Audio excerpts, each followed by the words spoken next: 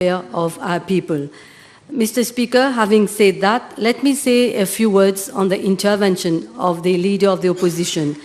I have listened carefully to the Honourable Leader of the Opposition. Well, it seems that he is finding it weird for a finance bill to be amending, I must say, only 90 legislations. May I remind the Honourable Member that at the time he was Minister of Finance, from 2012 to 2013, only 32 amendments were made, both in the Finance Act 2012 and 2013. So I repeat, only 32, not even half of what we are doing today. So few amendments, Mr. Speaker, show what? Few amendments shows only one thing, that the previous government did not take bold measures, did not bring important measures to improve the quality of life of our people. So no comparison can be made between them and us.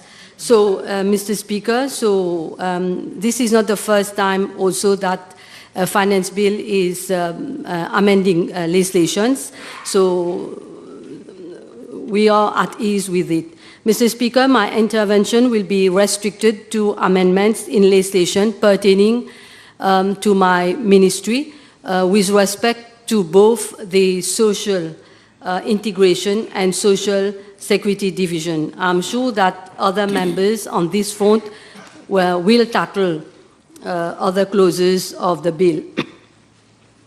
The first clause which is relevant to my ministry is clause 38 of the Finance Bill, which amends the Income Tax Act. As the House will recall, during the budget speech, it was announced that the Prime à l'Emploi scheme is being extended to persons with disabilities, and companies are provided with an increased tax deduction of 300%. In order to further improve the life of persons with disabilities and also to facilitate their employment, the Income Tax Act is therefore being amended. Another important clause, Mr. Speaker, of the Finance Bill, which concerns my ministry, is of course clause 56, which amends the National Pensions Act. So Section 7 of the National Pensions Act 1976 is being amended to allow dependent children of beneficiaries of basic retirement pension to benefit from the child allowance. So as it is now, beneficiaries of basic retirement pension are not eligible to child allowance unless he or she is a beneficiary of basic invalid pension, basic widow's pension, or survivor's pension prior to attaining the age of 60. Some 950 basic retirement pension beneficiaries are deprived of this monthly child allowance for their dependent children. Now, this will be no more the case. They will be able to claim this allowance, Mr. Speaker, and an allowance which has been increased from 1,700 to 2,000. Another laudable measure has undoubtedly been the increase of 1,000 rupees in all basic pension. In order to implement this budgetary measure, the second schedule of the National Pensions Act is being amended under clause 56. And with the Finance Bill, item 1 in the third column will be amended to provide the following. Basic retirement pension for a person aged 60 and below 90 will now be 11,000.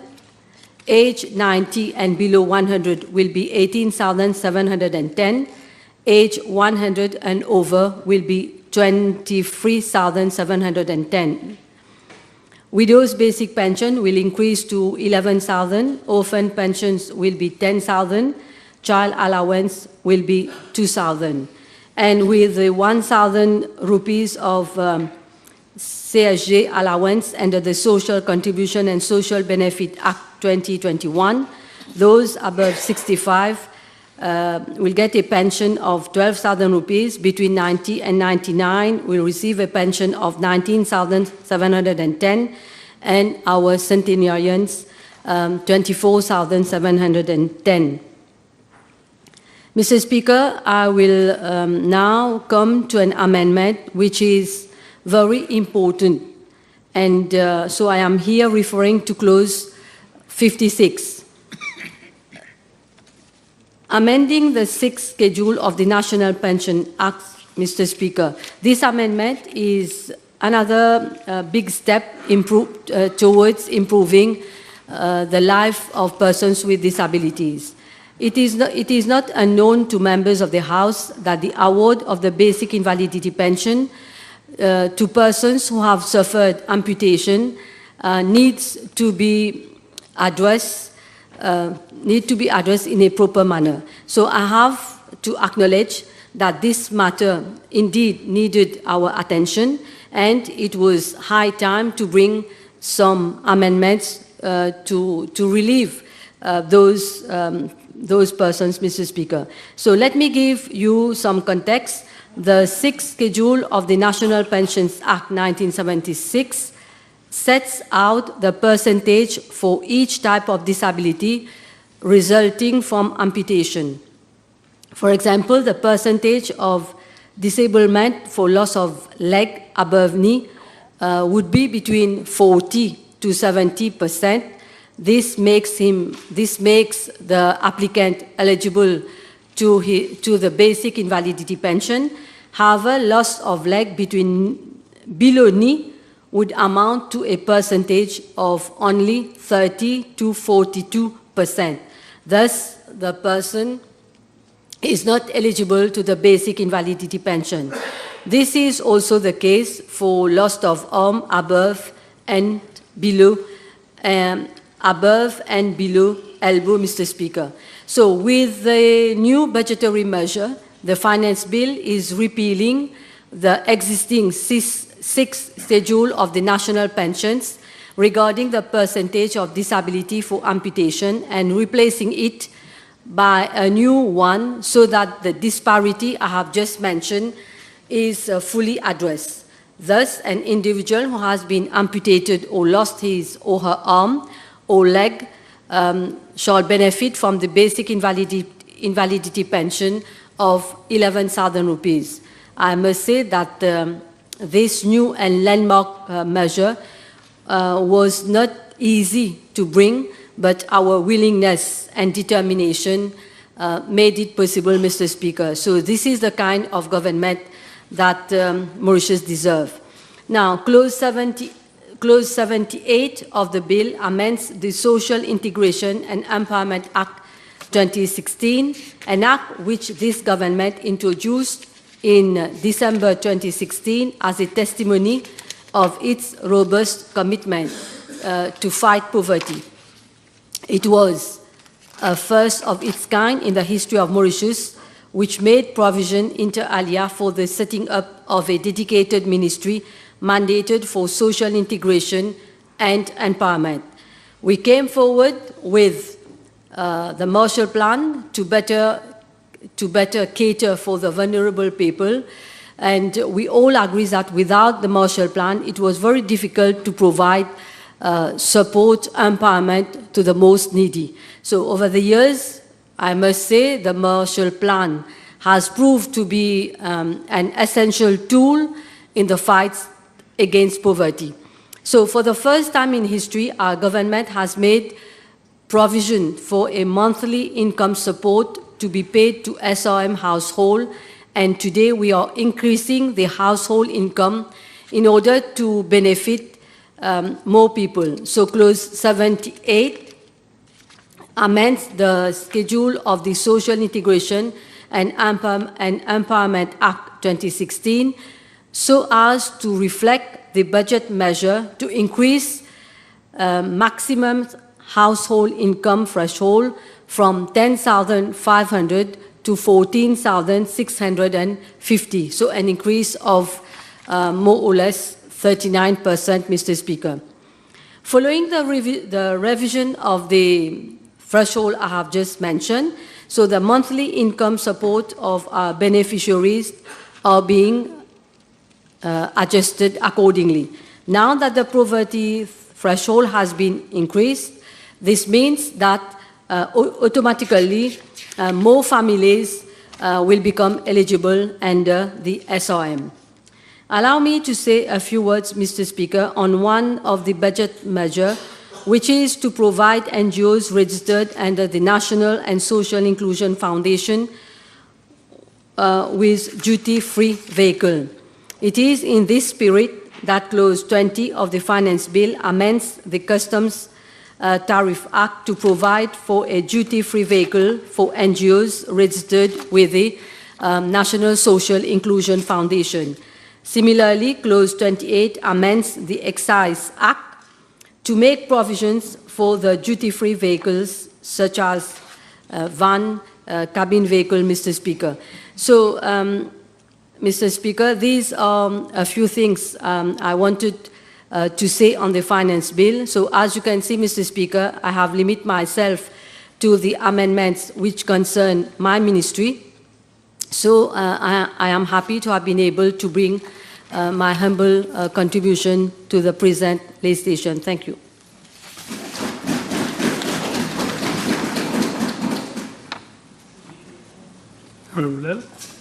Thank you very much, Mr. Speaker. Since the sittings are live and direct, and we are under the constant gaze of the public, let me, right from the outset, spell out what a finance bill is. A medley of amendments in relation to specific legislations for measures announced in the budget. And I recall a ruling was given by former Speaker Kailash Prayag in 2009 when inadvertently unannounced budget was surreptitiously introduced in the finance bill. And he set his foot, and of course these amendments had to be withdrawn. In March 2015, the then regime wanted to do away with the program-based budgeting. And with program-based budgeting, government was under a transparent budgetary scrutiny of Committee of Supplies.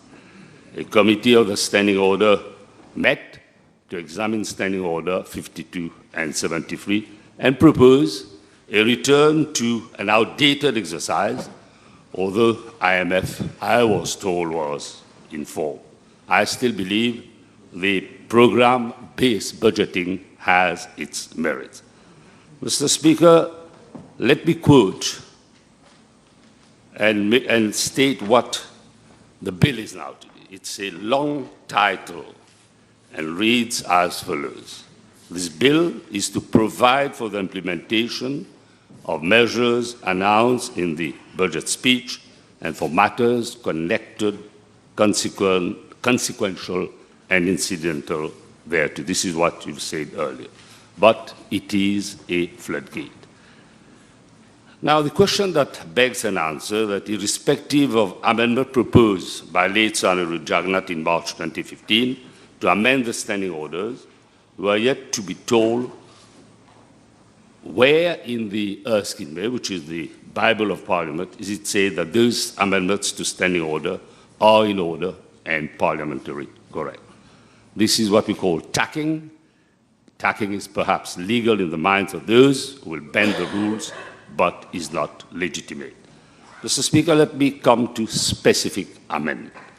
Amendment to the National Identity Card in Section 55, to me, has no legitimate locus. It should have been a legislation on its own. And under the guise of national security and in the name of public interest, the regime can have access to personal data and invade privacy. Are there adequate safeguards to potential vulnerabilities in the digital infrastructure and risks posed to individual privacy? It is a violation of human rights. Section 2A4E makes it clear that the unit shall have such functions and powers as may be determined by the Secretary of Home Affairs for administrative and functional efficiency of the organizational framework related to the NIC system. We have to be enlightened on the uttered powers of the Secretary for Foreign Affairs, who report directly to the Prime Minister. I will come now to Income Tax Section 38 amended. Taxpayers feel relief, but the relief is temporary. Why? The tax net has been widened to the joy of the MRA with its politics of bringing in more cash in the tax net. Depreciation of the rupee makes it happen. Then the regime, of course, will use the depreciation of the rupee to narrow the budget deficit. The regime cares less of depreciation, inflation, and cost of living crisis. Eligible taxpayers, around 8% of the workforce, inclusive of landed gentry and rent seekers, or filing the tax return, feel happy, but there is no free lunch. The MRA will collect more than it bargains. VAT collection expands from 49 billion to 62 billion for financial year 23-24. Contribution sociale généralisée is indeed a tax which spares nobody. There is indeed a huge burden of taxation with unfair representation. Against this backdrop, I will now come fair and square on Pharmacy Act, Public Debt Management Act, Bank of Mergers Act, EDB, with a slight touch on Central Water Authority, Waste Water Management Authority Act. I will conclude by referring to the Sugar Industry Efficiency Act. However, I cannot be insensitive to Animal Welfare and Diseases Act. Animal Welfare Act cannot go unnoticed, and there is a call for vigorous condemnation of cruelty to dogs and other animals. There is a lot of controversy over the increasing export of long-tailed macaque monkeys due to departure from established norms. It's a vicious trade and a slur on the reputation of our great little country. With breakthrough of research and development on human cell line and use of artificial in the lab, the export of live animals for medical and pharmaceutical research would have to be revisited. The amendments to the Animal Disease Act is a reminder that there should be no compromise on biosafety and biosecurity of animal farm. Spread of diseases from animals to humans can lead to epidemic and pandemic. Tuberculosis is rife on the farm where monkeys are bred in captivity. As to quarantine regulations, they have not been applied, and we have to beware of transmission to humans. There are lessons to be learned and drawn from COVID, which could have spread from caged animals on sale at the one market. I would appeal to responsible minister not to exercise undue control over the Vet Council, whose members are elected or duly elected. Much to my surprise, I've seen that there's been an amendment to the Vet Council, which almost gives the unfettered powers to the minister. And in fact, those members who elected the chairman will no longer be able to do so. That's why I say a balance has to be struck, and minister cannot depart from basic democratic principles. Mr. Speaker, Section 64 makes provisions for the setting up of a pharmaceutical industry. How can we dare and dream of setting up a pharmaceutical industry in Mauritius if we don't have an advanced biotechnology plant? Where is our regulatory agency, and who are the qualified inspectors? I'm not going to mention Ajanta, but it's fair to say that Ajanta Farm, which manufactures specific tablet, was last inspected in 2012. It has been given a GMP on a year-to-year basis, short of inspection. So our pharmacy board is obsolete, and there is a call for comprehensive pharmacy bill, which was last introduced in 1983. Mr. Speaker, let me now come to the Public Debt Management Clause, Clause 67, as amended. Nothing is said on debt repayment.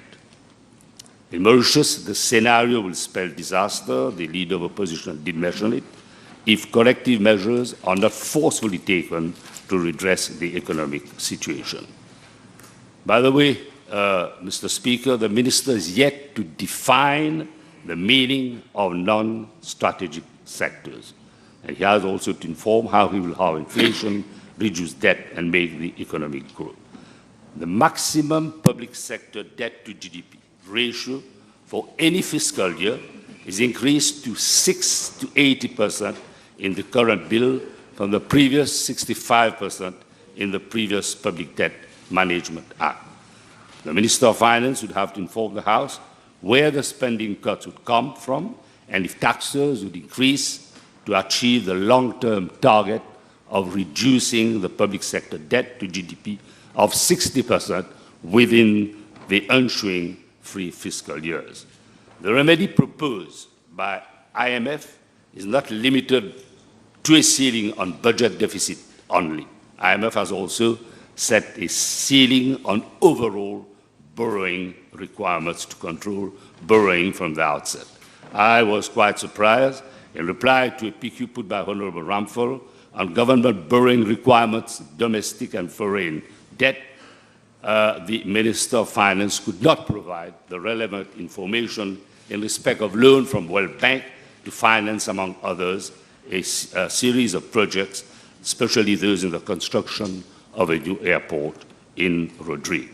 Mr. Speaker, unfortunately, the political commitment to address economic fundamentals is lacking. Let me now come to what was said by the former Director of Budget of the Minister of Finance in relation to comments on Public Debt Management Act, that we fall short of accepted global standards of fiscal governance and undermine our standing vis-à-vis our development partners and international financial institutions, which impact upon our standing with credit rating agencies. More than once, government has been rapped on the knuckles by the IMF over management of public debt, which has ballooned and is excessive. Moody's Credit Ratings Agency has warned us to err on the principle of caution. Mr. Speaker, the proposed amendment to the Public Debt Management Act in the Finance Bill 2023 relating to the waiver applicable to large investment projects under the public debt ceiling. Fair enough, but we have to be told whether whether waiver is going to be limited in size, and the need to restore the full Section 7 of the pre-COVID Public Debt Management Act, which restricted the increase in the debt ratio to 2 points of GDP between 2 fiscal years, and stipulated that the debt ratio be reduced to a lower level in the medium term. So there is no need to draw special attention to the waiver to the application of the public debt ceiling to large investment projects in the public sector deemed by Cabinet to be timely and prudent, as stated under the Section 7 of the Public Debt Management Act. What is it that we've been told? The IMF has reminded us that we have to set up an independent fiscal council framework for fiscal responsibility to enhance commitment to credible mid-term fiscal framework. Unfortunately, government falls short of the framework of fiscal responsibility. Mr. Speaker, if we don't tread cautiously, we may be on the verge of social chaos. That's why we have to say it, and it has to be said loud and clear, because there are other jurisdictions which are praying and waiting for our downfall, and Rwanda is one of those countries. Now let me come to the Bank of Mauritius Act. The Finance Bill 2023 is proposing amendment to the Bank of Mauritius to repeal certain provisions which were introduced in the wake of COVID to allow for the free and unlimited financing of government budget by Bank of Mauritius from its special reserve fund and general reserves. But then we have to ask the question, who has turned the Bank of Mauritius into an ATM and used helicopter money with no lending pipe? Mr. Speaker, the special reserve fund, as has been explained by the leader of the opposition, constituted by valuation gain on foreign exchange following a policy of deliberate depreciation of the rupee. So the finance bill is also repealing Section 46(5) of the Bank of Mauritius Act that authorized Bank of Mauritius to use official foreign reserve to invest in any corporation or company set up for the purpose of facilitating the economic development.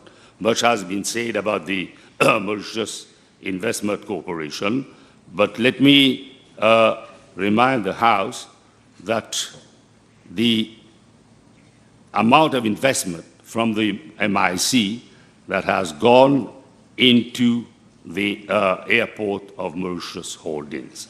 And it is unfortunate that the fat cats of the airport holdings of Mauritius set up an illegal discriminatory alleged disciplinary committee to seek to sack the president of AMCA. So I hope corrective measure will be taken and she'll obtain redress. The Bank of Mauritius has to wage war on inflation, but is now thriving on inflation to reap dividends. The balance, that's what the balance sheet of the profit and loss of MIC shows. Total and flagrant policy contra-indication. It is now dependent on valuation gain of land asset to realize profit.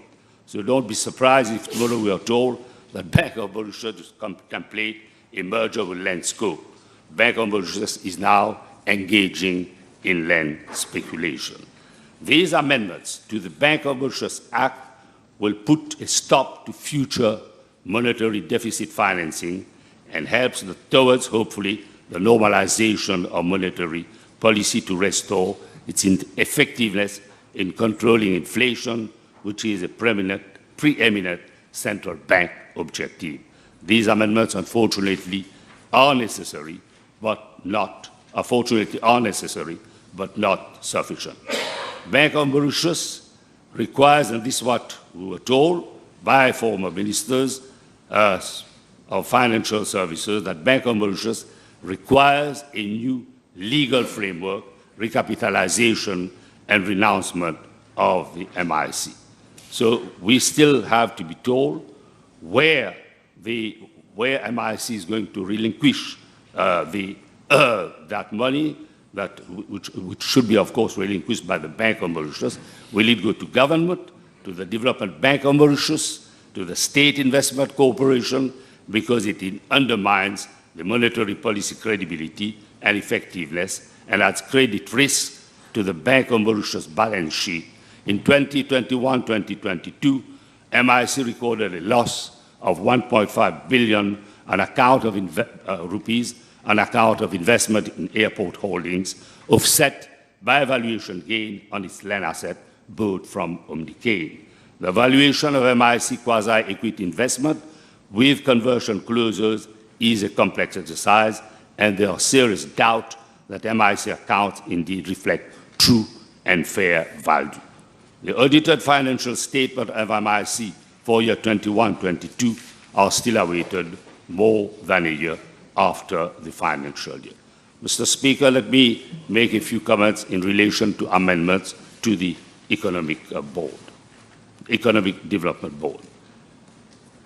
The Economic Development Act presently offers benefits to holders of the Premium Investor Certificate for the following activities: the emerging sectors, pioneering industries, and first movers, innovative technology and industries, and such targeted economic activities as approved by the Minister. The acquisition of non-strategic government-owned activities will now be considered as a subcategory of innovative technologies and industries, which indeed is a ludicrous proposal. and it clearly aims at sweetening the deal for acquirers of government-owned business. The term non-strategic is undefined and can be interpreted loosely to include any kind of government business. The offer of fiscal and other concession granted is tantamount to subsidization of private business with potential for corrupt collusion between politicians and their business cronies. The saga of the film rebate scheme has already drawn attention to the wasteful nature of alleged fiscal incentives and concession.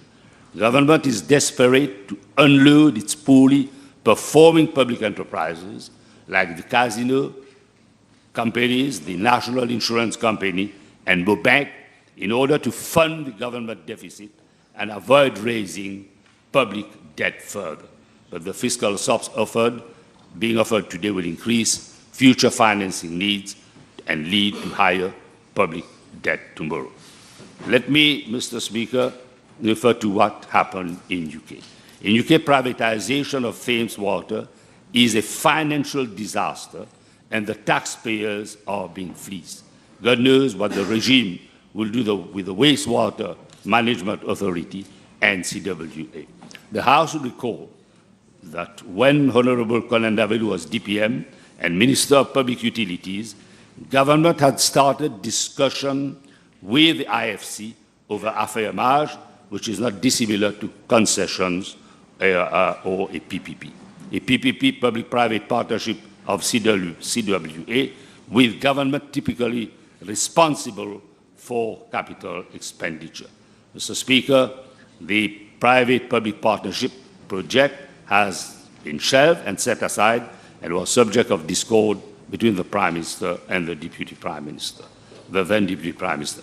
There is no demarcation line between the premium investor scheme and non-strategic sectors, as the scope has been enlarged to cover non-strategic sectors. It is all in the same basket as in Section 24 to A2 sub A sub B. Mr. Speaker, by selling its asset under the premium investor scheme, government is hoping to pass on part of the cost of its current mismanagement of state-owned entities to future taxpayers.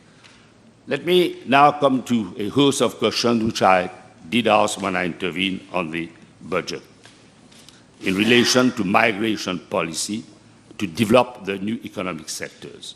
Unfortunately, the minister is yet to apprise us of new sectors to emerge through attraction of foreign talents, how and when they were identified, growth in terms of GDP to be generated in each of the emerging sectors, and what would be the incidence on local workforce and the impact on demographic changes.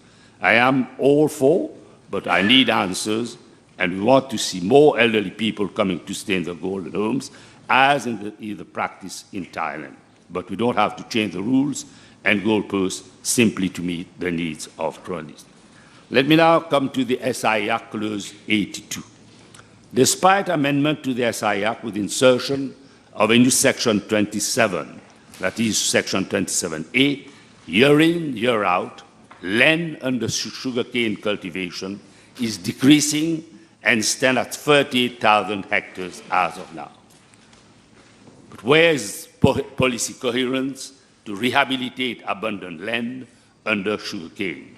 The director of the Sugar Syndicate stated that remunerative market for special sugar is there for the take, and a well-harnessed policy should enable a farmer to turn his sugarcane fields profitable with value addition. Window of opportunities with bagasse, cane fresh special sugar, and products derived from molasses will be windfall gain for planters. I impress upon the regime not to blurt out and to prepare the coherent policies and set targets which are achievable. The regrouping of planters with land area management units for economies of scale should not be in the cloud. Mr. Speaker, the politics of biomass and renewable energy has been defined, but we hope this policy will be implemented at the required speed. Let me join what concur with what the leader of the opposition has stated in relation to shooting and fishing licenses. There should have been provision to lease shooting and fishing leases to people who are fit and proper. I thank you, Mr. Speaker.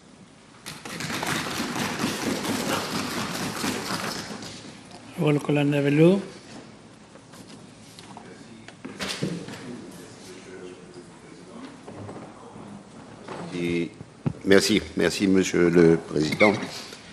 Mon intervention ce soir se limitera à une seule clause du Finance Bill, c'est-à-dire la clause 44. La clause 44 vient amender, ou bien chercher à amender la composition du Permits and Business Monitoring Committee de toutes les municipalités et district councils. Qu'est-ce que c'est que ce comité? Tout à l'heure, nous viendrons à cela. Mais voyons d'abord ce que l'amendement essaye de faire. Sommairement, nous voudrions que, à la composition actuelle, on ajoute 2 membres additionnels qui seraient des professionnels dans le domaine de l'aménagement du territoire, dans le domaine de la construction, architectes, ingénieurs, etc. Comment ça se situe aujourd'hui? Aujourd'hui, ou peut-être, voyons l'historique. Auparavant, comment c'était? Les permis de construction, tout ce qui concerne l'aménagement du territoire, était le monopole des conseillers. Conseillers de district, conseillers municipaux.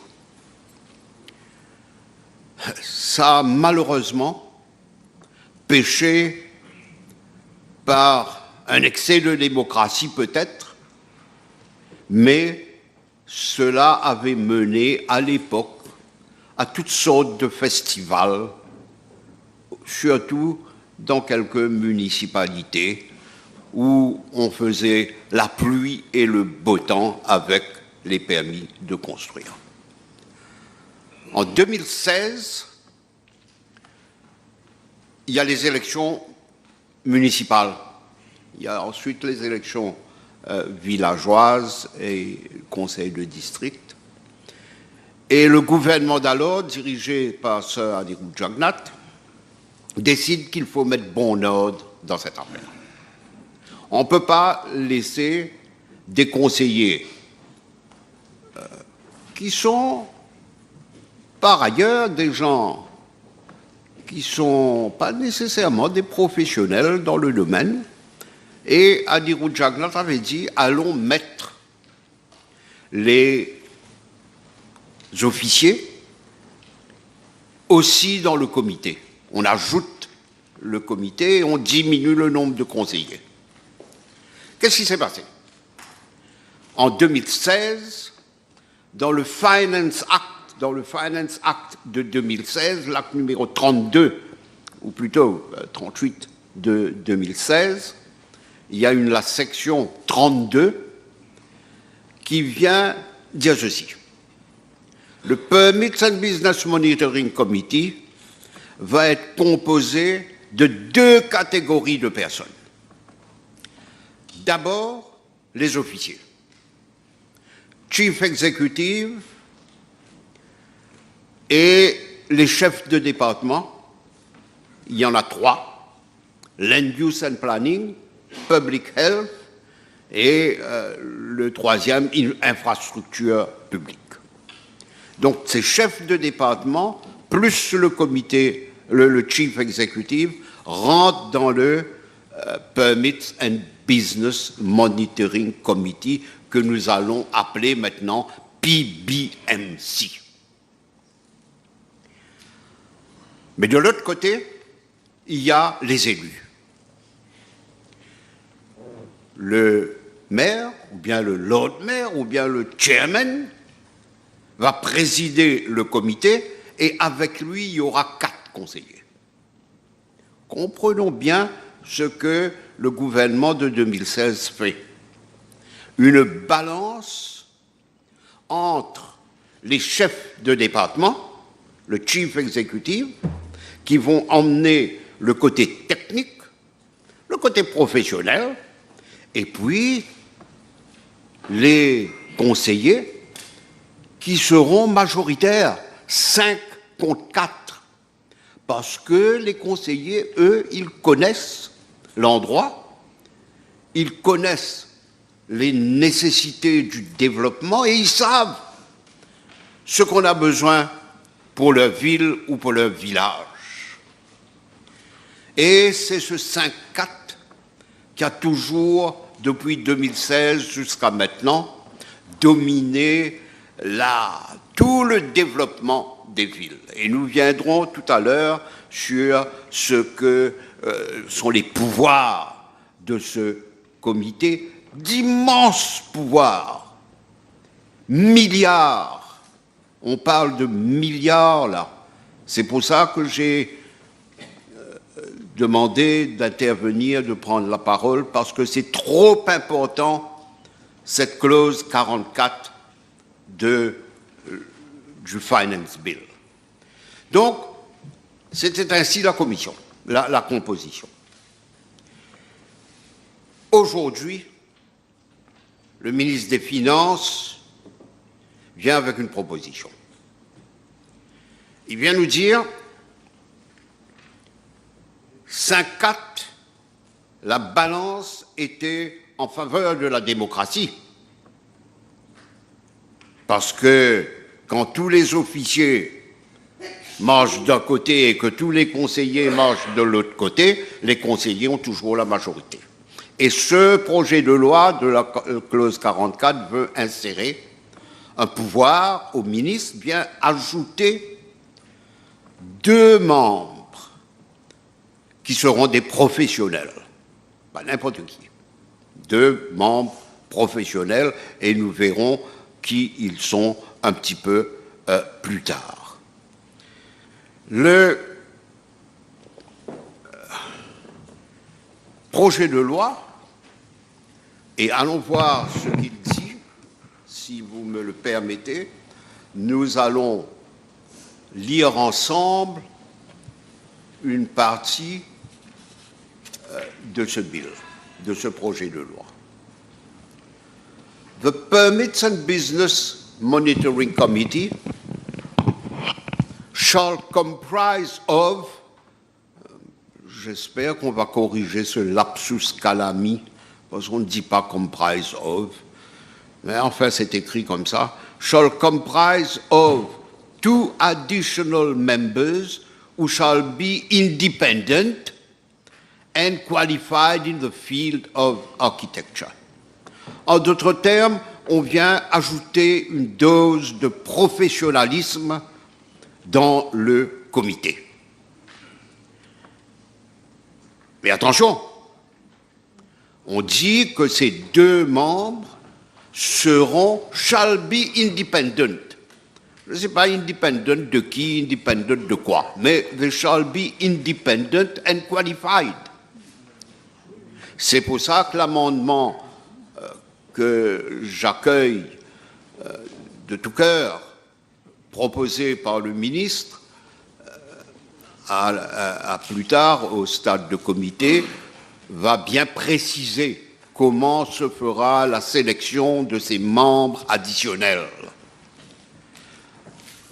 Parce que ces 2 membres, ils ne sont pas élus.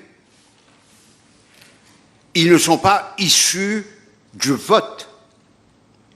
Et ils ne sont pas non plus des officiers mêlés à la technicité du Conseil, comme l'avait voulu Anirudh Jagannath à l'époque, en 2016.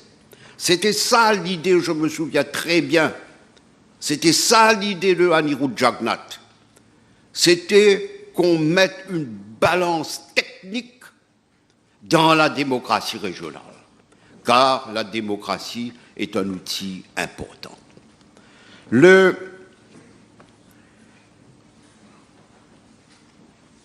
projet de loi vient dire une chose, comme j'ai dit, il y aura 2 additional members who shall be independent and qualified in the field of l'architecture, le génie civil, civil engineering, land use planning, aménagement du territoire, surveying, or such other field as may be prescribed. Ce qui veut dire such field as is related to these former fields, but which may be prescribed by the minister. L'idée est excellente parce que ça vient instaurer, comme je l'ai dit, le professionnalisme dans toute cette histoire de permis. Et ce que je n'arrive pas à comprendre, par contre, comment peut-on dire que 2 additional members shall be independent lorsque le siège dépend de la volonté du ministre? Le ministre va les nommer et le ministre peut les révoquer at will sous le Interpretation and General Clauses Act. Donc, ne voulons pas dire qu'ils sont indépendants. Je n'ai aucun problème que le ministre veuille les révoquer et veuille les nommer. Mais ne disons pas qu'ils sont indépendants. Ils seront dépendants du ministre. Et c'est bon ainsi, c'est comme les chief executives qui sont sous la responsabilité du Local Government Service Commission et donc indirectement qui dépendent du senior chief executive du ministère qui est le chef hiérarchique. Il n'y a aucun mal à cela, mais soyons bien clairs. Ne venons pas dire qu'ils sont indépendants quand ils ne le sont pas. Qualified? Oui, ils seront qualifiés, puisque maintenant, avec l'amendement que le ministre vient proposer, il va décider qui seront ces 2 membres spécifiques. Après consultation, j'ai lu cette... Je crois que ça a été écrit un petit peu en vitesse. After consultation with the members appropriate registration body. Je pense, si on regarde le CEB Act, on a la terminologie exacte qui aurait pu être utilisée. Et il y a beaucoup de textes de loi là-dessus. Mais qu'importe, nous savons de quoi nous parlons. C'est-à-dire que le ministre, avant de nommer n'importe qui, il va consulter le conseil des ingénieurs, des architectes, des land surveyors pour voir si ce sont des gens corrects ou pas. Alors pourquoi je parle de tout ça? C'est parce que maintenant, pour la première fois dans l'histoire de notre pays, à part la commission administrative, le ministre aura une main directe dans l'administration de l'autorité locale. C'est l'interférence, donc, ce n'est pas une mauvaise chose, l'interférence, la gestion extérieure pour gérer un des comités les plus importants qui est dans notre pays. Parce que, regardez ce que la clause nous dit. For the purpose of section 1176, the permits and Business Monitoring Committee shall comprise the 2 additional members. Et c'est quoi cette section 117.6?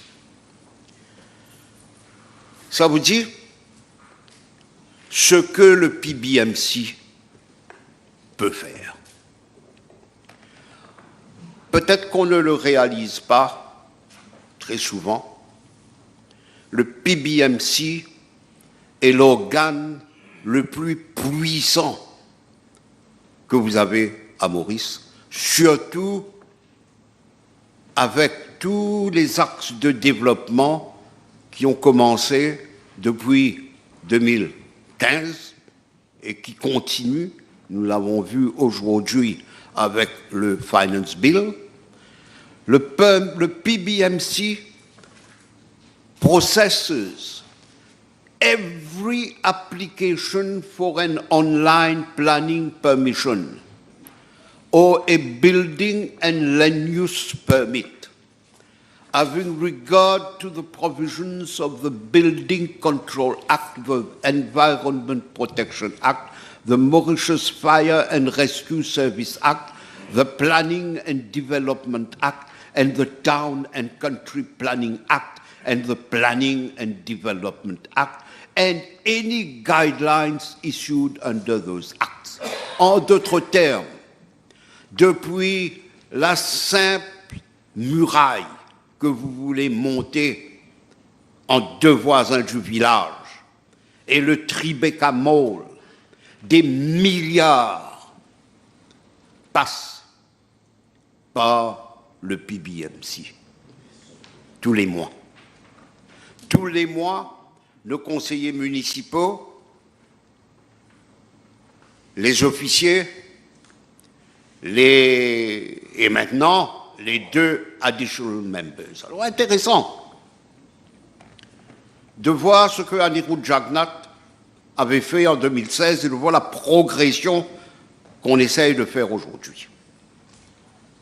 Parce que aujourd'hui, les conseillers seront minoritaires pour le développement de leur propre ville.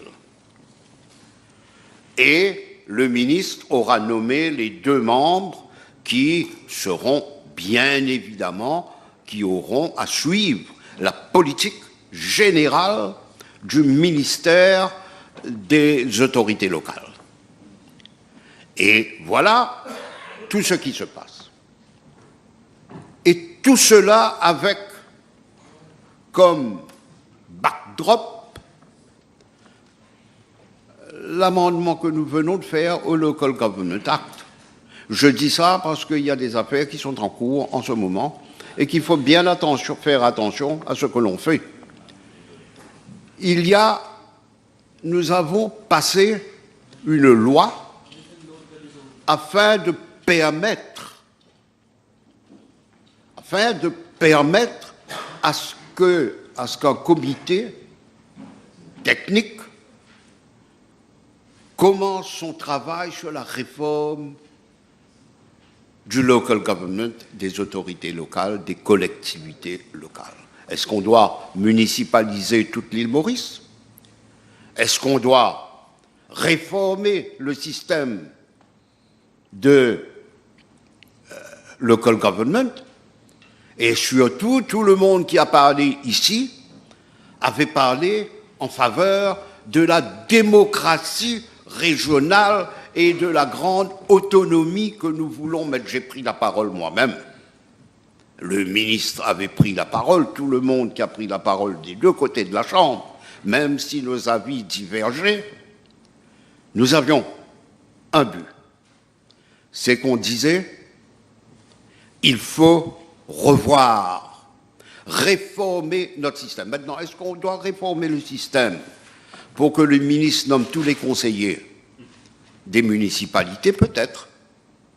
Et donc, on n'aurait pas besoin d'avoir des représentants populaires. C'est une fausseté, cette histoire de constitution, démocratie, etc. Il n'y a pas de droit constitutionnel à l'autonomie régionale. Ça n'existe pas dans notre constitution. Mais ça, le judiciaire va voir. Mais c'est ce backdrop qui est important. Je présume que le comité qui a été mis en place dans la mouvance du dernier amendement de 2023 du Local Government Act a dû conseiller le ministre des Finances pour lui dire, voilà, déjà, une première étape urgente, c'est de mettre 2 représentants du ministre au sein du PBMC. Et donc, faire la majorité devenir la minorité. Parce que c'est ça qui va se passer là. La majorité va devenir la minorité, et cela dans le contexte de la démocratie régionale.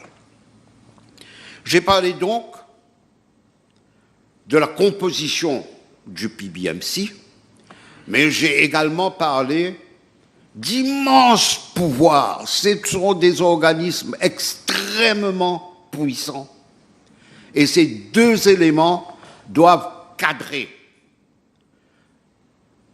dans ce que nous avons voulu faire le 23 mai 2023, lorsque nous avons renvoyé les élections afin de permettre la réforme. Aujourd'hui, est-ce que c'est ce que nous voulons faire dans l'éventuelle réforme des collectivités locales, ou est-ce que c'est un petit cheveu sur une soupe de maïs que nous essayons et que nous essaierons par la suite de corriger? Nous n'avons pas été, on ne nous a pas dit quel était le mischief qu'on voulait guérir avec cet amendement, mais je suppose que tout ça est fait dans le bon sens des collectivités locales et non pas pour des besoins de politique partisane, parce que ce ne sont pas les habitudes de la maison. J'en ai terminé, Monsieur le Président. Et Lampol.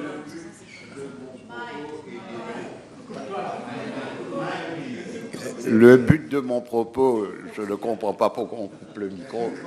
Le but de mon propos était donc d'éclairer la Chambre sur tous les à côté de l'article 44 de ce projet de loi, pour que nous soyons clairs sur la direction que le ministre des Finances veut donner aux autorités locales, aux collectivités locales, en attendant que le comité mis en place suite à la loi du 23 mai puisse faire son travail et aller dans le bon sens démocratique que nous avons toujours voulu instaurer dans notre pays. Merci, Monsieur le Président.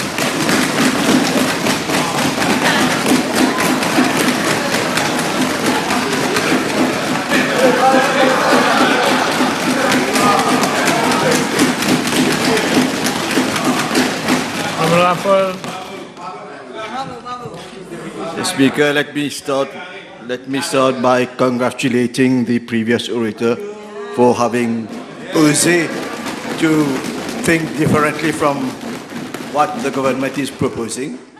So let me start with clauses 3, 22 and 50, Mr. the Speaker, sir, which deal with the amendments to the Allied Health Professionals Council Act, the Dental Council Act, and the Medical Council Act. I'm taking all these 3 clauses together because they deal with the same issue. Now, these legislations, Mr. the Speaker, sir, as you would know, contain provisions to regulate the registration of professionals in the medical profession. We are talking about registration of physiotherapists, dentists, and, of course, medical practitioners.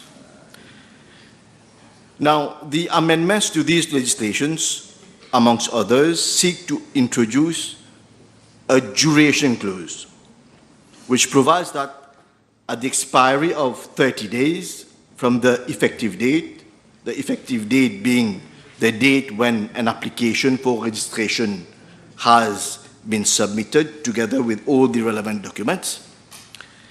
Then the application, it is being provided that this application should be deemed to have been automatically approved by the Council. Now, more importantly, Mr. the Speaker, sir, that duration clause would apply equally to Mauritian as well as foreign professionals. Mr. the Speaker, I have tried and looked for another jurisdiction where such a duration clause has been included in the national legislation, but I have seen none. And rightly so, Mr. the Speaker, sir, because any regulatory body should be given ample time and opportunity to assess the competency of the applicant, especially when we are referring to the medical field. And the Honourable Minister of Health, who unfortunately is not here because he has some personal obligations, knows it very well. There is at present a specialist surgeon, general surgeon, who has been given a scholarship funded by the Mauritian government to follow a training course in thoracic surgery in the UK. And his application dates back to more than 5 months now. And his application has not yet been approved by the GMC, the General Medical Council of the UK. And rightly so, because the UK authorities want to ensure that the specialist is a fit and eligible candidate to practice in the UK for the benefit of the UK patients. Now, I agree that private clinics should be allowed to open up the profession to foreign professionals, but there is a need for due diligence to be exercised before recruiting any medical health professionals, and also we need to protect the local profession from being flooded by pseudo-professionals, especially in the medical fields, where you have at present an excess of medical practitioners. So this is why I believe that the Medical Council, the Allied Health Professionals Council, or the Dental Council should be given sufficient time to get all the necessary information about an applicant before his application for registration is approved. So I will invite the Honourable Minister of Health to think carefully about this proposed amendment before going forward with its implementation. Mr. Speaker, let me now refer to Clause 8, which concerns the amendments to the Bank of Mauritius Act. Now, Section 6, subsection 1 OA, Section 46, subsection 5, and Section 47, subsection 6 are now being repealed. These amendments, Mr. the Speaker, sir, firstly come at a late stage, and I explain why. And secondly, they do not fully comply with the recommendations of the IMF. You will recall, Mr. the Speaker, that these amendments to the Bank of Mauritius Act were introduced during the COVID period to allow the Bank of Mauritius to grant money to the government and to even invest in private companies. And we know how, following these amendments, the Bank of Mauritius became the government's ATM, paying 18 billion of government external debts by transferring 60 billion to the consolidated fund, and also we had the creation of the MIC where 80 billion were transferred. Now these measures were disapproved by the international agencies, including the IMF and Moody's, and the credit rating of Mauritius was even downgraded to Baa3. So these amendments, I am afraid, comes at a very late stage when the creditworthiness of our jurisdiction has already been put into question by reputable agencies. But more importantly, More importantly, because I've said that these amendments do not fully comply with the recommendations of the IMF, is because the IMF also recommended in its July 2022 report, and I quote what the IMF have recommended, to support policy credibility and remove unnecessary credit risk from the BOM's balance sheet, staff recommends the Bank of Mauritius to relinquish ownership of the MIC. The MIC to return undisbursed financing to the Bank of Mauritius and avoid quasi-fiscal financing. And the reason why the IMF made such a recommendation is because they said that the Bank of Mauritius ownership of the MIC weighs on the Bank of Mauritius independence, blurs the separation of monetary and fiscal policies, and will likely contribute to higher monetary costs and or higher inflation going forward. And this is what we are actually witnessing, Mr. Speaker, sir. Higher inflation, higher interest rates, and higher cost of borrowing. And now, instead of returning back the 30 billions left, the MIC, it would seem, will now engage itself in property development. Because, Mr. Speaker, sir, you will recall that the MIC had acquired the Montréseau Smart City for 4.45 milliards from taxpayers' money. A property development project in the south which was probably found not to be profitable and which was bailed out by the MIC. Now I see that the Morcellement Act will be amended at clause second 2, where the MIC will be exempted from payment of Morcellement fees. So is it the case that now the MIC is going to be a promoter of that smart city project? So, as I've said, Mr. Speaker, sir, these amendments do not unfortunately satisfy wholly the recommendations of the IMF, inasmuch as the MIC is still being controlled by the Bank of Mauritius. Neither has the remaining balance, which stands at 30 billion, been transferred back to the Bank of Mauritius, nor has government taken control of the MIC.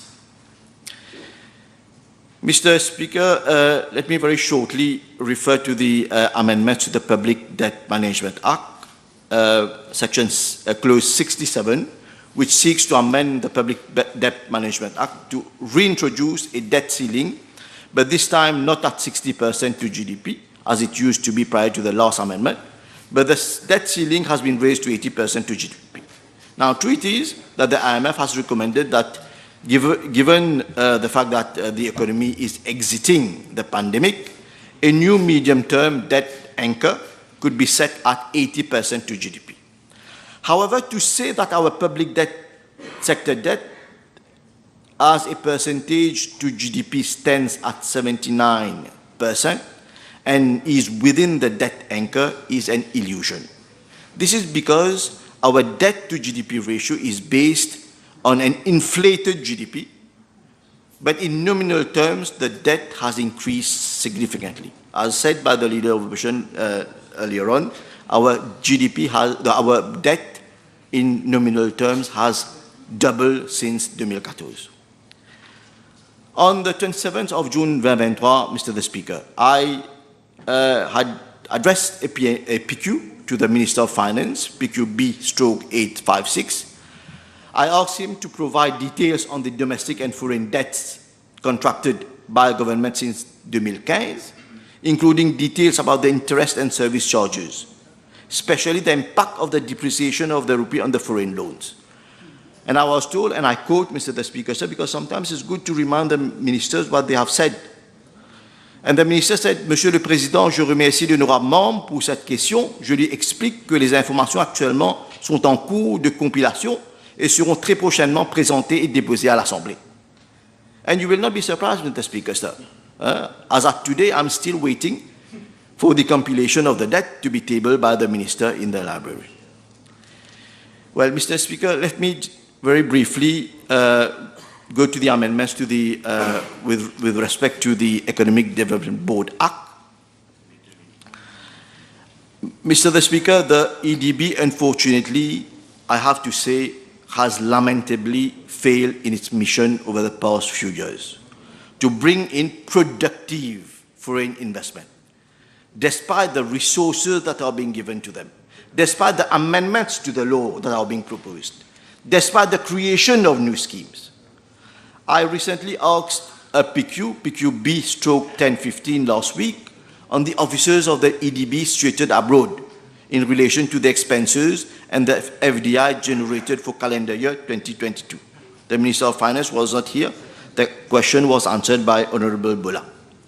And according to the answer provided by the EDB itself, the total annual expenses for the officers in Japan, Singapore, and Kenya amounted to approximately 14 million rupees.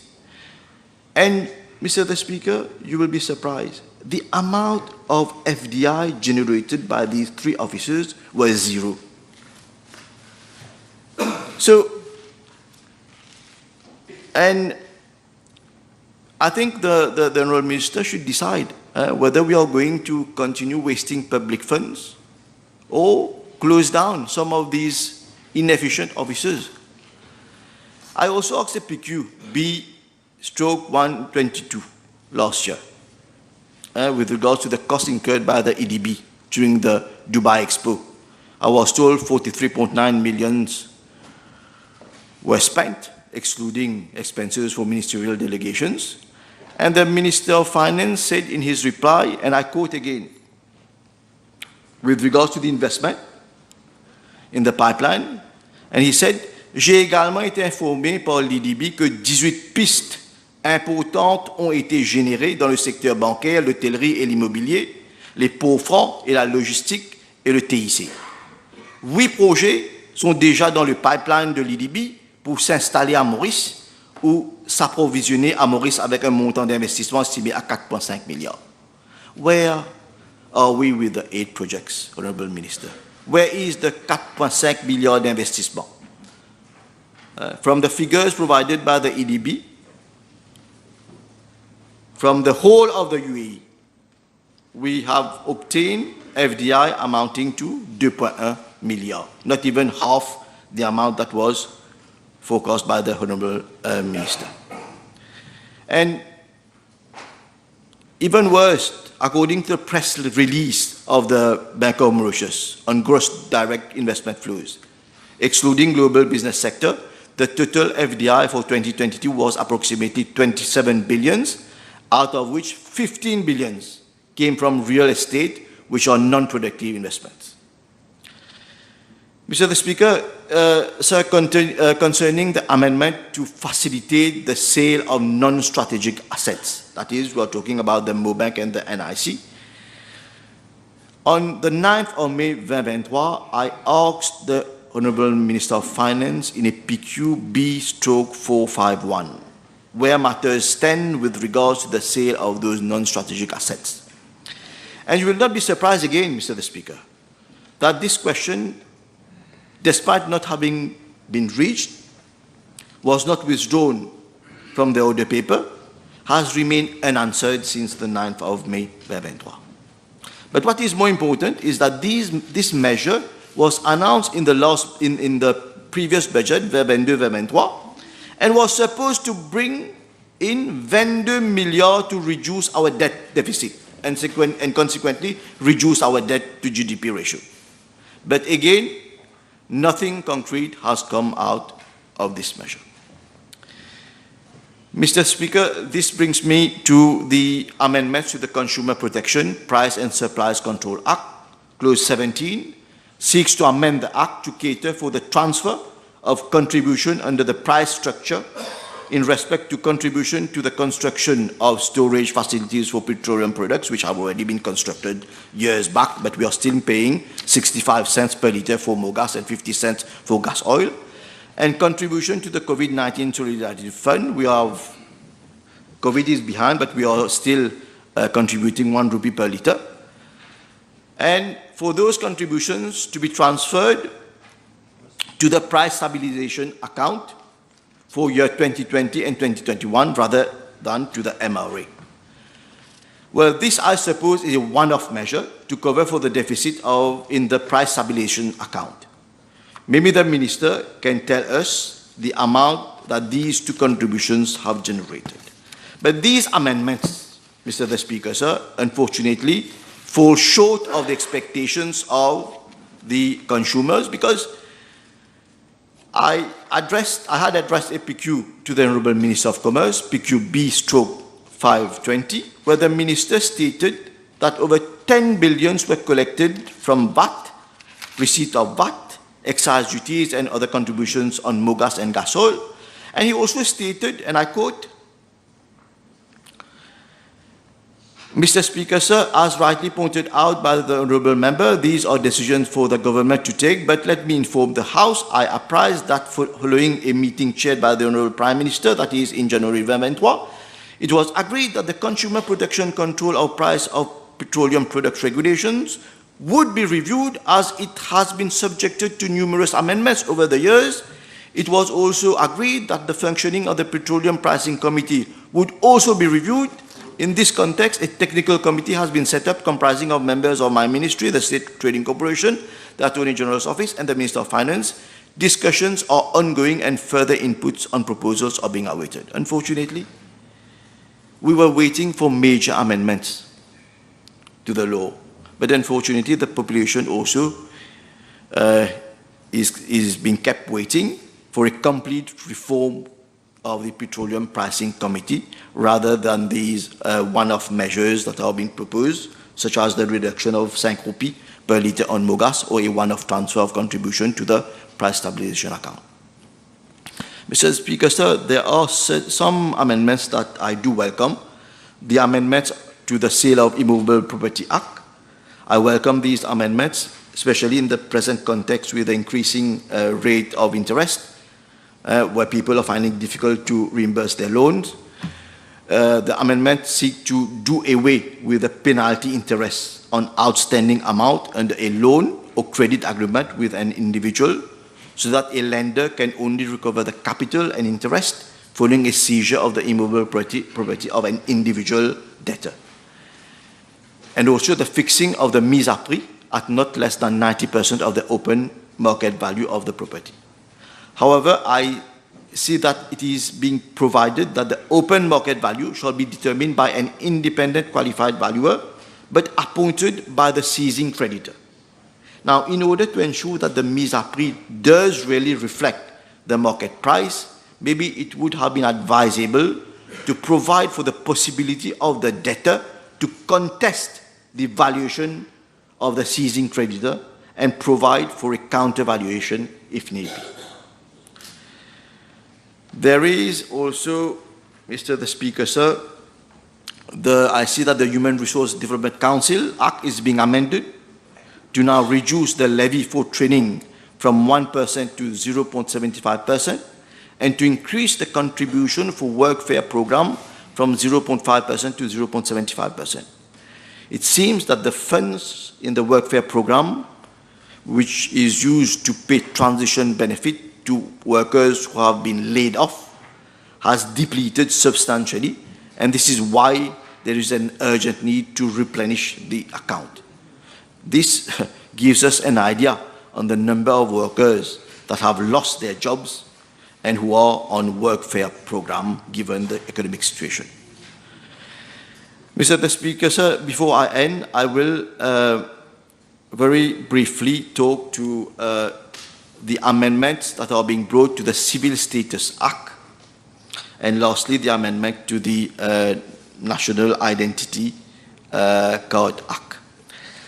Now, Clause 13 seeks to amend Section 12 of the Civil Status Act to extend the time period for the declaration of birth of a child from 45 days to 60 days. I welcome this extension of the period for declaration of birth.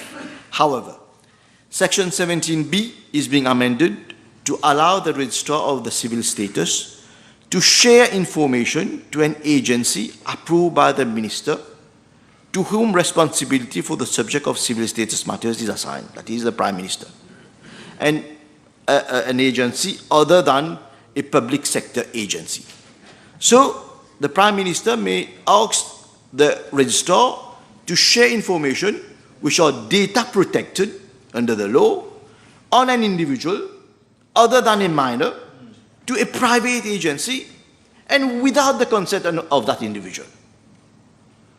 And Mr. Speaker, sir, under the Data Protection Act, there are, true it is that there are exceptions that may allow the Prime Minister to share personal data of an individual for the purposes of national, but only for limited purposes, for national security, for defense or public security, which are necessary and proportionate in a democratic society. And this without the consent of the individual. However, to extend disclosure of personal data to any agency, right, especially private agencies, without the consent of the individual is questionable in a democratic society. So maybe later on, in his summing up, we can be enlightened by the Honourable Minister on this amendment and to which agency we are referring to. Because, as I've said, it concerns the right to privacy of an individual. And on the same note, before I conclude, under clause 55, the National National Identity Card Act is being amended to provide for a national identity unit at the level of the Prime Minister's office that shall have access to the personal data of all citizens. These personal data were previously being held by the Registrar of the Civil Status Office. And I don't see why a new office should be created at the level of the Prime Minister's office to store these data. I'm putting the question. I hope we get an explanation. And more importantly, those personal data would be accessible to an independent agency for auditing purposes. Again, raising issues with regards to the protection of personal data of private citizens. And why, at this time, when the general elections are Deyalapot, why at this time we are coming up with a new NIC, a new national identity card, getting the data of people, private data of people, which will cost billions of public money. So, Mr. the Speaker, sir, I've finished. These would be my observations on the finance bill. Honourable Kalichan. Yes, Mr. Speaker, sir, the bill we are debating today is of utmost importance for the implementation of measures announced in Budget 2023-2024. And I would like to thank you for allowing me to share my views on certain provisions relating to my ministry contained therein. Mr. Speaker, sir, as the population may have noticed by now, our government is always geared towards improving conditions of employment of the workers of this country.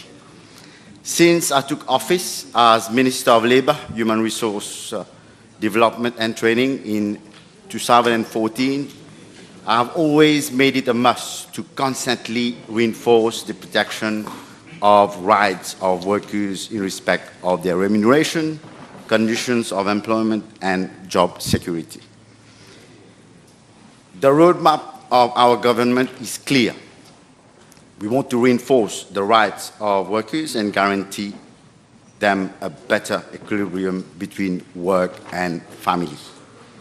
Mr. Speaker, sir, I have chosen to concentrate my intervention on the main amendments and shall therefore not dwell on the technical amendments which do not alter the substance of the provision concerned. Mr. Speaker, sir, I will first of all come to the amendment being brought to the Employment Relations Act. I shall also refer to some specific amendments pertaining to the Workers' Rights Act, which are directly related to these amendments. In 2022, I introduced an amendment to the Employment Relations Act and to the Workers' Rights Act to provide for the reinstatement of workers in cases of termination of employment other than termination for economic reasons. As the law stands, claims for reinstatement may be contested at the Employment Relation Tribunal on the ground that the definition of labor dispute and restatement is too restrictive and may be limited to cases of suspension only. I am therefore bringing the following amendments to address this issue and clarify the definition of labor dispute and that of reinstatement. Section 2 is being amended to include in the definition of labor dispute a referral made by the supervising officer of the Ministry of Employment Relation Tribunal, by my ministry to the Employment Relation Tribunal, where a claim for reinstatement registered by a worker under Section 69A of the Workers' Rights Act is considered to be bona fide. And then to review the definition of reinstatement in Section 69A of the Workers' Rights Act to provide for a worker to be reinstated in the circumstances where his employment was terminated for reasons other than reduction of workforce and closure of enterprises. Furthermore, we are viewed not to impede on the operation of enterprises and for a timely processing of cases. The following amendments are being brought to the Workers' Rights Act and the Employment Relations Act. In Section 69A of the Workers' Rights Act, to set a time frame of 15 days for a worker to register a claim for reinstatement at my ministry, and of 30 days for my ministry to make referral to the tribunal after ascertaining that the claim is bona fide.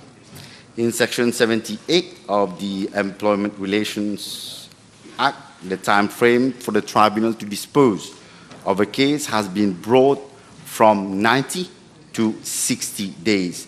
Finally, so as not to penalize workers whose cases are still pending at the tribunal or at the ministry, a transition period has been introduced in Section 108 of the Employment Relations Act to the effect that the labor dispute related to termination of employment, which are still pending at the tribunal before 1st of July 2023, shall be deemed to have been referred on 1st of July 2023. Mr. Speaker, sir, in 2019, the Employment Relations Act was amended to provide for the determination of wages in the private sector to be made on an occupational basis. The objective of this reform was to provide for a single rate of remuneration for one occupation, to align similar occupations with similar level of responsibilities for a fair and equitable remuneration, to facilitate collective bargaining, and to facilitate labor mobility. This exercise, however, is very complex and would cut across all different sectors of the economy. It has therefore been considered appropriate to appoint a consultant to carry out this exercise. Therefore, a provision has been made to that effect in the new section, that is 91A of the Employment Relations Act. It has also been observed that many graduates who join employment for the first time and who perform work in accordance to their qualifications are being underpaid. I am therefore extending the scope of the reform by providing in Section 91 for a consultant to work on a separate wage grid for degree holders who are employed on the basis of their qualification. This measure, Mr. Speaker, sir, will create conditions for a fairer distribution of wages and will encourage our young professionals to put their competencies at the service of the country. To give effect to these amendments, it has been deemed appropriate to distinguish in Section 2 between remuneration regulation, which would be related to specific conditions of employment only, and wages regulation, which would provide for job classification and their corresponding salary scale. And it will also provide for the National Remuneration Board to take as baseline wages set in the new wages regulation to carry out the next review in 5 years. Mr. Speaker, sir, it is now a reality that our economy is more and more dependent on migrant workers. Just as any merchant worker, a migrant worker is entitled to join or form part of a trade union. The existing anomaly sees their membership being still alive whilst they have already returned back to their country of origin after expiry of their contracts. This makes the computation for determining the strength of membership of the trade union inaccurate. The amendment to Section 13 is to ensure that the strength of a trade union will henceforth be computed only upon the number of non-citizens workers holding a valid work permit and who have renewed their membership on 31st December during their period of employment. Now turn to the amendment being brought, the Human Resource Development Act. Clause 36 is amending the Human Resource Development Act at Section 18 to reinforce sustainability of the Workfare Program Fund. It is to be noted that the Workfare Program provides transition and employment benefit and for payment of any remuneration due to cases of insolvency. In this respect, the contribution rate of levy remitted to the Workfare Program is being brought to 0.75% for the period 1st July 2023 to 30th June 2025.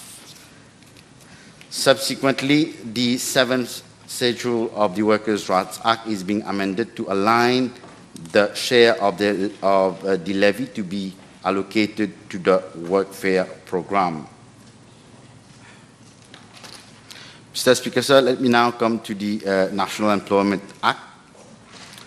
Section 10 is being amended so as henceforth any registered job seeker who declines a job offer or training offer 2 times successively within a period of 1 year shall not benefit from the services offered by the department for a period of 1 year from the date of the last offer. This amendment will allow the ministry to get real-time, reliable information on the number of registered workers, job seekers who are willing to follow training and take up employment. It will also allow the National Employment Department to fully focus on such job seeker and to accompany them so that until they find suitable and productive employment. Mr. Speaker, sir, the Non-Citizen Employment Restriction Act is also being amended at Section 4 to make it mandatory for applications for work permit to be made on the National Electronic Licensing System and to introduce a silent ease consent principle to put an obligation on the Ministry of Labour, Human Resource Development and Training to determine application for work permit within a period of 30 days as from the date of receipt of the complete application. This amendment aims at further streamlining the work permit process and thus expedite the recruitment of the required workforce in Mauritius and alleviate the problem of acute labour shortage in different sectors of the economy. I now refer to the health and safety issue. Amendment is being brought to Section 6 of the Occupational Safety and Health Amendment Act 2022 at Clause 61 to further improve safety and health at the workplace by promoting enhanced consultation and cooperation between employers and employees regarding the risk assessment process. Create a safety and health collaboration committee to enable the employer and his employee to discuss safety and health issues at the workplace where the employer employs 5 or more employees but less than 50. Mr. Speaker, sir, presently there are 10,500 associations registered under the Registration of Association Act. We have observed that sometimes there are excessive delays in the holding of elections. Hence, Section 25 of the Registration of Association Act and its corresponding schedule are being amended to provide for the frequency for the election of officers to be conducted at least once every 5 years. The term of office of officers responsible for managing association will therefore not exceed 5 years. Mr. Speaker, sir, the world of work is subject to constant change, and the new mode of work is requiring more flexible work arrangement. Hence, in order to adapt to these changes, we are formalizing part-time work by providing explicitly in Section 22 that an employer may employ a worker on a part-time basis, and by defining in Section 2 part-time work as being work performed for less than normal stipulated hours. You will recall that one of the main components of the government's Vision 2030 was to promote the concept of work, live, and play. This concept is in line with ILO recommendations for right balance between family and work. A study by the ILO in 2022 has highlighted the multiple benefits this new approach of work has produced both for workers and employers. On the other hand, it is associated with increased job satisfaction and greater feeling of job security among those workers. Evidence shows that workers with greater flexibility in hours of work result in positive business outcomes, including improved productivity. There is presently an emerging trend worldwide towards a 4-day work week. For example, countries like the UK, Belgium, Iceland, Portugal, Canada have already adopted it. We deemed it important for Mauritius to follow suit because of its positive outcomes. We are thus introducing the same concept at Section 21. With this amendment, subject to its operational requirements, an employer will be able, with the consent of a worker, require the latter to complete his normal weekly working hours in 4 days.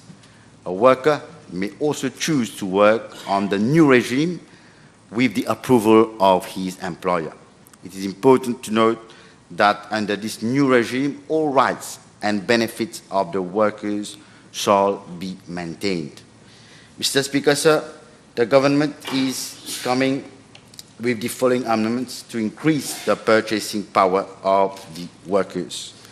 In Section 33A, the payment of special allowance to be applicable to local government workers, public officers, workers of statutory bodies, and workers whose terms and conditions are governed by the PRB. The Workers' Rights Act payment special allowance regulation is also being amended to bring the monthly revenue of 13,000 rupees. This amount will be topped up so that both private and public sector workers will be guaranteed a minimum monthly revenue of 15,000 rupees as from 1st of July 2023. The following amendments are also being brought to specific section to remove any ambiguity in the interpretation of the computation of overtime payment. In Section 25, to provide that hourly rate be computed on the basis of 195 hours in a month. In Section 28, to provide for an increase of 5% payable on the basic wages of a part-time worker to be aligned to the rate of 10% specified in the National Minimum Wage Regulation. And in Section 24, to clarify the absence in relation to an unauthorized leave be deemed to be attendance at work for the purpose of overtime payment. Moreover, following representation received by female workers, I am bringing an amendment in Section 27 to provide that payment of their remuneration be credited in their individual bank account. This measure will give them necessary autonomy to dispose of their remuneration, because previously, if they hold a joint account with their spouse, they did not have sole control over their dues. Mr. Speaker, sir,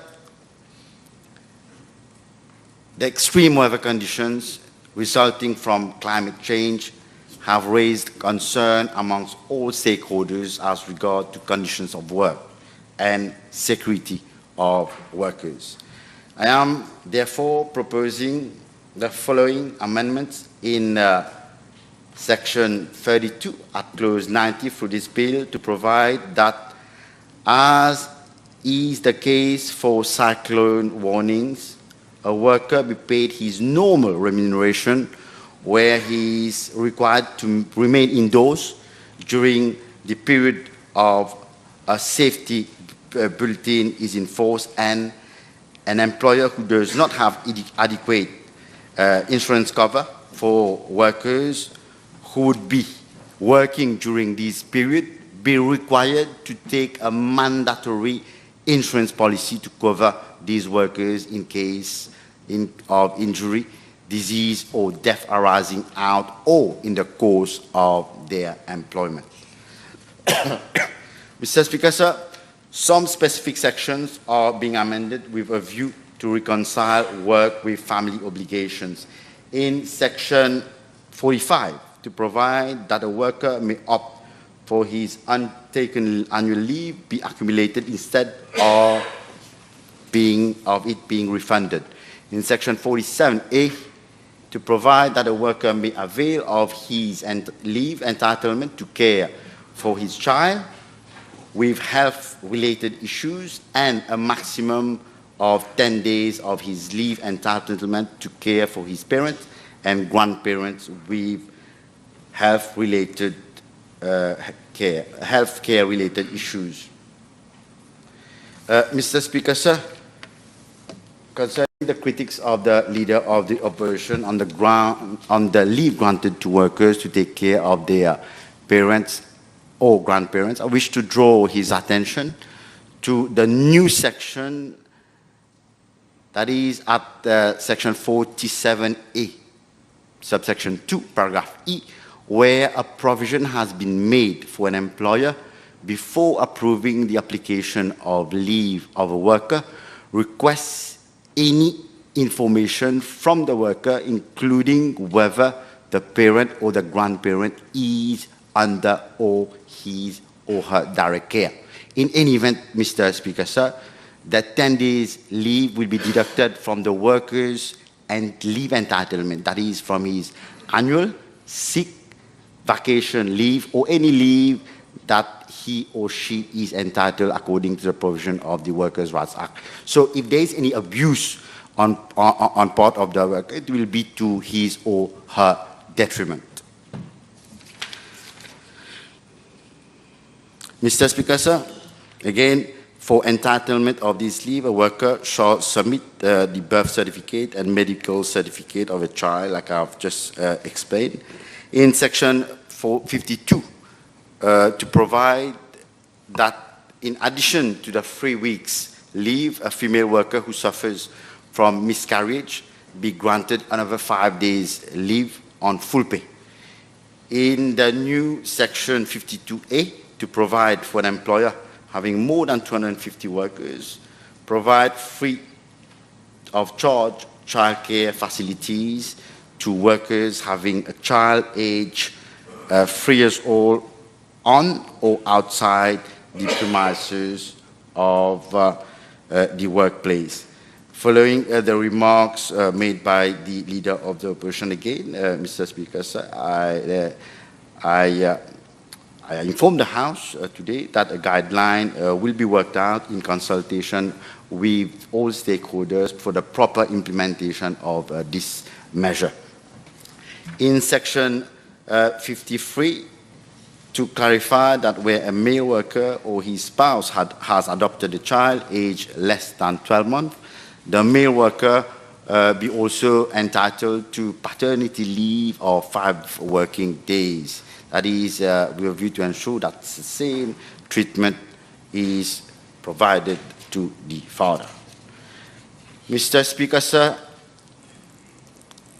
an amendment is being brought to Section 64 to ensure that workers have a fair hearing in a disciplinary committee by providing that an oral hearing be mandatory even in circumstances where a worker has been requested to give his explanation in writing. Another amendment is being brought to this section to clarify that an employer shall make available for inspection such information or documents relevant to the charge level against him or her, which the employer intends to use as evidence in course of the hearing when the worker makes such a request. As regard to the amendment which concerns the redundancy board, Mr. Speaker, sir, there is actually a legal vacuum, as the redundancy board can make orders only in cases of unjustified termination. Section 72 is therefore being amended to also empower the board to make orders in cases of justified termination of employment. I'm also amending Section 75 to grant the board a more reasonable time to complete its proceeding by increasing the time frame from 30 to 60 days. Mr. Speaker, sir, it has been observed, as rightly pointed out by Honourable Ramphal, who spoke before me, that laid-off workers are more and more making an abuse of the workfare program. So it is not true to say they are making an abuse, not true to say that there are more and more workers benefiting from the workfare program. With a view to controlling the abuse, Mr. Speaker, sir, and to better adjust demand to supply of labor, Section 84 is being amended to provide that a worker who refuses two offers of employment instead of free presently be not entitled to the payment of the transition and employment benefit. In Section 90, amendments are being brought to also facilitate the conversion rate of contribution made to a private pension scheme to the PRGF rate by providing that the amount of the employer's monthly contribution is not less than the amount of the employer's monthly contribution if based on the PRGF rate. To also ease the administrative process by providing the administrator of the pension scheme make a declaration to FSC to the effect that every 12 months, as from the 1st of July 2023. Mr. Speaker, sir, an employer will also be required to make a return to the MRA and to the administrator specifying the amount of gratuity paid on the retirement of a worker for his past services to avoid double payment in the computation of retirement benefit under the PRGF. In Section 95, to provide for an employer who sponsors a worker in a private pension scheme to pay to the MRA the PRGF contributions for the period the worker was not covered by the private pension scheme, so as to ensure that the worker is not penalized. In Section 98, to also provide that the retirement benefit be payable as from the retiring age when an enterprise ceases its activities on ground of insolvency. In Section 109, to provide that where a worker has not been paid his retirement benefit by a private pension scheme sponsored by an employer, the employer be required to pay in lieu of retirement benefit a lump sum equivalent to the PRGF rate of 15 days remuneration per year of service. Finally, we are amending Section 119 to classify the offence for failing to comply with a written notice as a direct contravention whereby there will be no obligation to put the charge on the employer with a view to better defend the workers' interest in court. Mr. Speaker, sir, just 2 points before I end. It is with regard to the amendment concerning the Ministry of Commerce and Consumer Protection. We are amending Section 17 of the Consumer Protection Price and Supply Control Act to make it compulsory for traders with an annual turnover exceeding 50 million rupees to submit any information in relation to commodities being sold in their outlets, including the retail prices of such commodity. This amendment has been proposed to further improve the mobile application MOPRI, because previously it was not mandatory, and retailers, commerce were very reluctant to provide such information. The amendment will undeniably be in the interest of and protection, in the interest and protection of consumers, since they are called to make important decision before purchasing any goods. Mr. Speaker, one last point which was raised by Honorable Ramphal concerning the price of mogas. I wish to point out, Mr. Speaker, this measure to give a decrease in the price of mogas. It was important because there is actually the account of mogas is positive by, I would say, by 275 million rupees, whereas we could not give a decrease in the price of gas oil because the price stabilization account for that particular product is in deficit. That is, as at January 2023, it was in deficit of 3.9 billion rupees. And the deficit has further been increased by 519 million rupees since January 2023. And that is it, Mr. Speaker, sir. I'm done. Thank you. Members, I will suspend the sitting for 1 hour.